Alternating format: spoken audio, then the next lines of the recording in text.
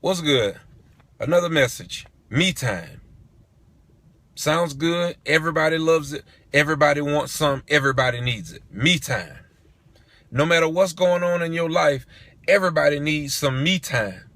You get tired of your coworkers, you need me time. You get tired of your friends, you need me time. You get tired of your kids, you want me time. You get tired of your parents, you want me time. But what are you doing with your me time? Are you glorifying God? Are you getting your nails done, your toes did, haircut, shave, hairdo, TV, sitcoms? What are you doing with your me time?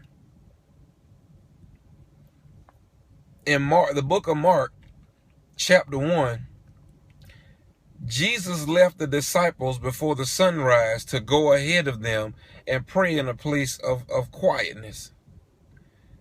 Even Jesus needed me time.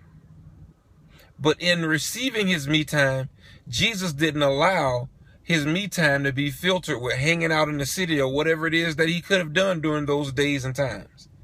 Jesus allowed his me time to be time of reflection, time to get right before God so God could lead him in that day. And if he was praying before the sunrise, he was seeking ye the kingdom first.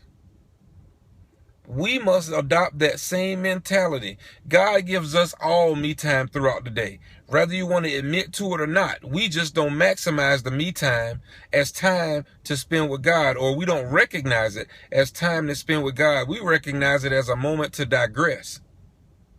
We recognize it as a moment to have a moment to ourselves. Yeah, it's a moment to have ourselves, but share it with God. Because in sharing it with God for the next, if you spend 3 minutes with God in the morning, just reading the Bible and praying, and then you do it again during your 15-minute break, and then you do it again for another 3 minutes during your lunch break, that's 15 minutes before at noon, if you take lunch at 12. Well, if you get a 3 o'clock 15-minute break, there go another 3 minutes, and then at 5 o'clock you get another 3 minutes, and that could be on your way home driving.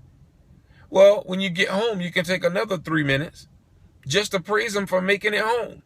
And then before you go to bed, you take another 3 minutes. So that's, what, 5, maybe 6 3-minute slots. It's not a lot of time, but some time is better than no time. And a lot of times we allow day-to-day activity, or what we consider to be day-to-day activity, to keep us distracted from God.